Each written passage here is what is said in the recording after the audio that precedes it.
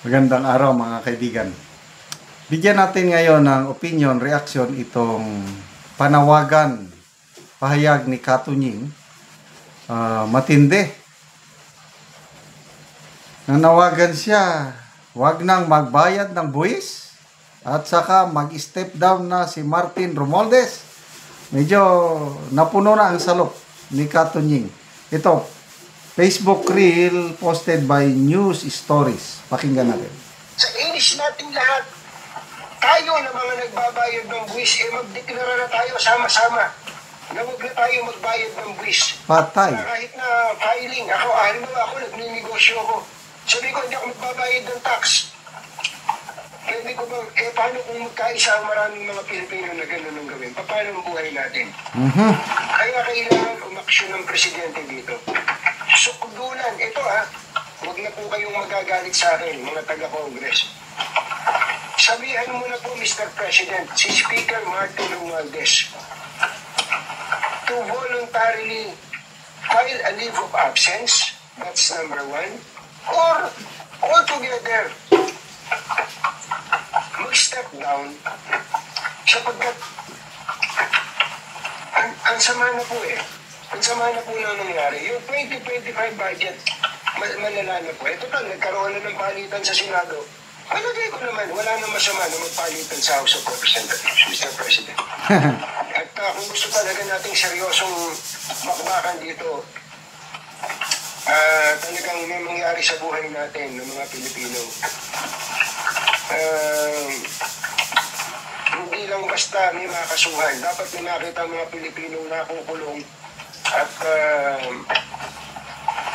yung mga nakaraan, pati nakaraan, suy-suyin, hindi pwede yung hinaharap na lang. Para kasi nangyari, forgive and forget ang gusto nila Hindi pwede yun.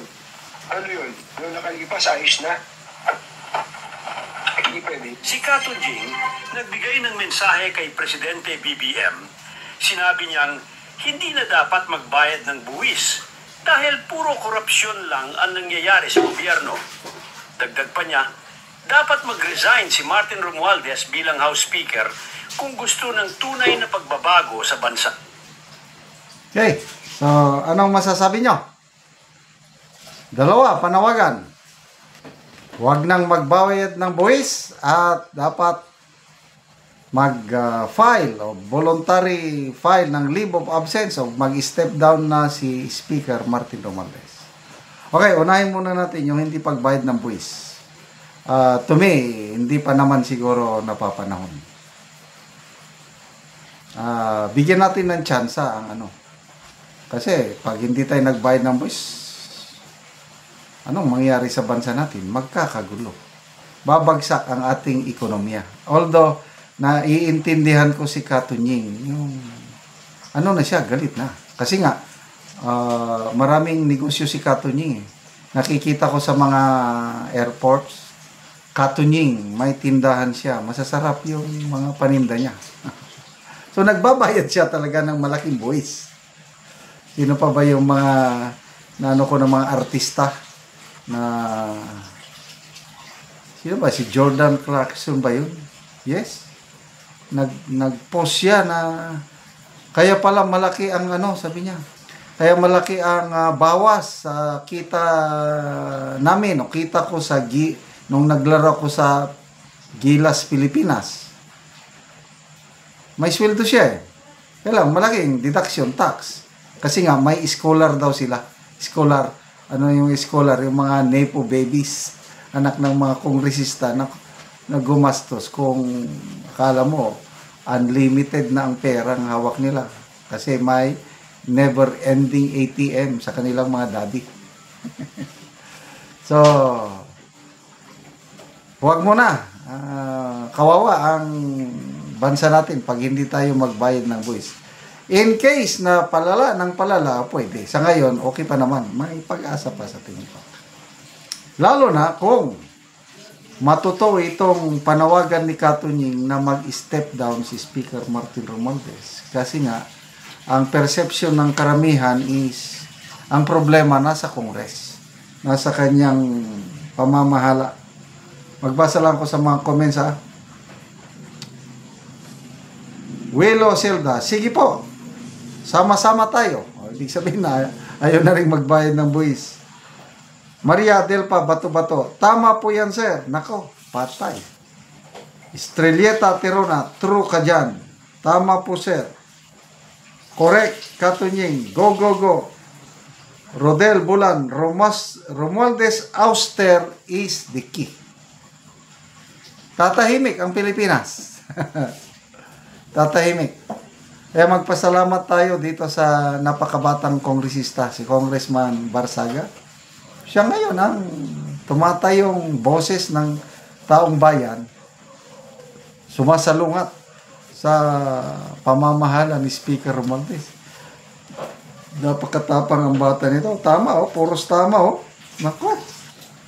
Nakakatakot ito yung hindi magbayad ng buwis. Rene Pilapil, yaon nagdakulang tiyan aning animal nga Romualdez.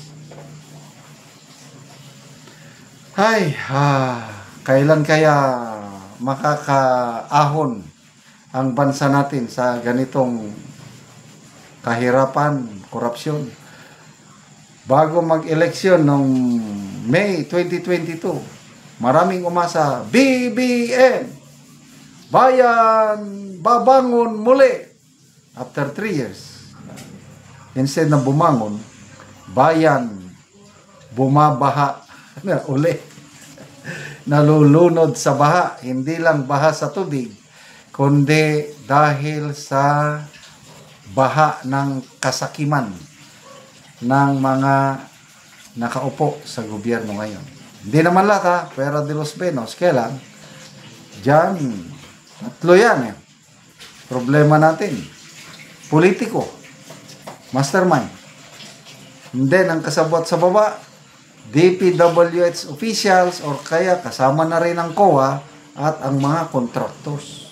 Yan ang nagnanakaw sa kaban ng taong bayan.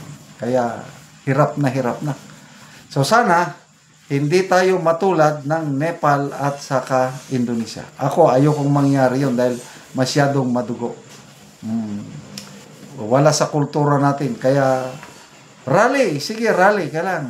Hanggang sigaw lang, hanggang matcha. Huwag lang magsunog, huwag lang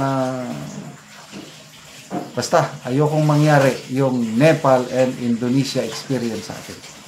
Salamat mga kaibigan sa ating pagsubaybay sa ating channel.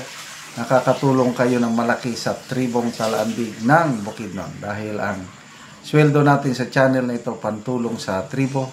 Namimigay tayo ngayon ng mga libreng yero at pako para makapagpatayo sila ng maayos na tahanan. Panoorin niyo ang video na ito. Ni ang yero nga ipanghatag sa mga tao na po 11 kapamilya sila. Matagaan og yero. Og to ang baong ilang kargahan.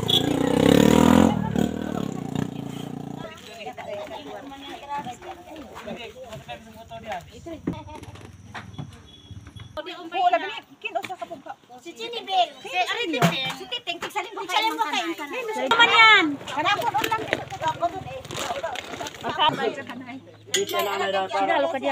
Muna ni ang mga lansang nga ilang nakuha.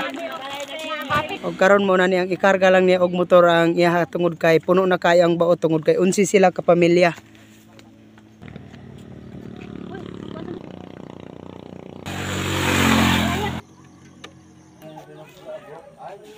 Duha ka bao-bao.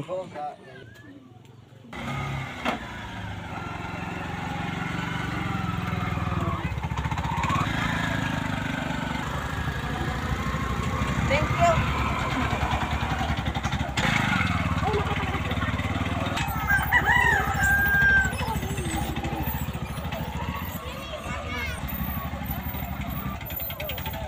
Lansang po.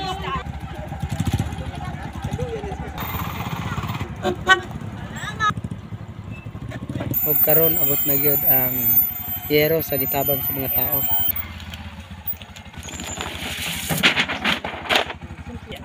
Wanas drive. Og karon abot na gyud ang yero nga ikaduha nga bao.